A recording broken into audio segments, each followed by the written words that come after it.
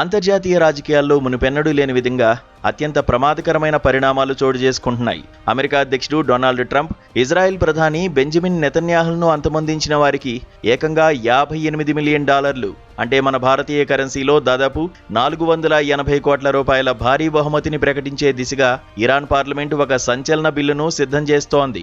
Iran wire, the telegraph UK నివేదికల ద్వారా ఈ నమ్మలేని నిజం వెలుగులోకి వచ్చింది. ఇరాన్ పార్లమెంటుకు చెందిన జాతీయ భద్రతా విదేశాంగ విధాన కమిటీ చైర్మన్ ఇబ్రహీం అజీజీ ఈ చట్టాన్ని తెరపైకి తెచ్చారు. పార్లమెంట్లో అధికారికంగా చట్టబద్ధమైన రివార్డు బిల్లును ప్రవేశపెట్టాలని చూడడం ప్రపంచవ్యాప్తంగా పెను సంచలనం సృష్టిస్తోంది. ఇజ్రాయిల్, అమెరికా చేసిన దాడుల్లో ఇరాన్ సుప్రీం లీడర్ అలీ ఖమేనీతో పాటు అతని కుటుంబ సభ్యులు కూడా మరణించారు. అందుకే ప్రతీకారంగానే counter action by the military and security forces అనే పేరుతో ఇరాన్ ఈ బిల్లును రూపొందించింది.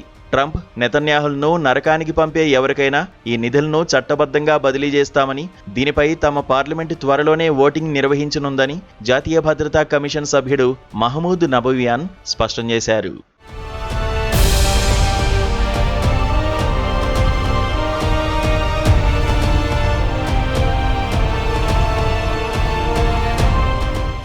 ఇరాన్ ప్రభుత్వ మద్దతు ఉన్న ప్రముఖ సైబర్ వార్ఫేర్ హ్యాకింగ్ గ్రూప్ హండాలా కూడా రంగంలోకి దిగింది.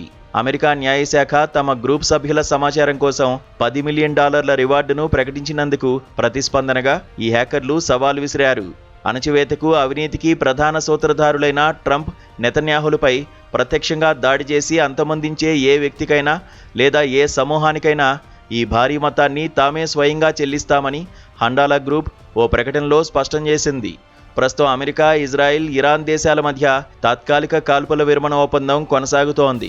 అయితే ఇరాన్ పార్లమెంట్ ఏకంగా దేశాధినేతల ప్రాణాలపై చట్టబద్ధమైన బౌంటీ బిల్లును తీసుకురావాలని చూడడం ఈ కాల్పుల విరమణ ఒప్పందాన్ని తీవ్ర ముప్పులోకి నెట్టేసింది. ఈ పరిణామాలపై అమెరికా రక్షణ వర్గాలు తీవ్రంగా మండిపడుతున్నాయి. గతంలో అధ్యక్షుడు డొనాల్డ్ ట్రంప్ ఈ తరహా హెచ్చరికలపై స్పందిస్తూ తనను గాని, అమెరికా రక్షణ దళాలను గాని లక్ష్యంగా చేసుకుని ఇరాన్ ఇలాంటి ప్రయత్నాలు చేస్తే ఆ దేశాన్ని భూమి మీద లేకుండా పూర్తిగా తుడిచిపెట్టేస్తామంటూ తీవ్రంగా హెచ్చరించిన సంగతిని అంతర్జాతీయ నిపుణులు ఈ సందర్భంగా గుర్తు చేస్తున్నారు. ప్రస్తుతం పశ్చిమాసియాలో పరిస్థితులు చాలా ఆందోళనకరంగా ఉన్నాయని, యుద్ధ వాతావరణాన్ని నివారించాలంటే ఇరాన్ తన పంతాన్ని వీడి సానుకూలంగా స్పందించాల్సిన ఒత్తిడి వారిపైనే ఉందని అమెరికా హెచ్చరించింది. ఈ బౌంటీ బిల్లు గనుక ఇరాన్ పార్లమెంట్లో ఆమోదం పొందితే ప్రపంచ యుద్ధానికి దారితీసే ప్రమాదం ఉంది.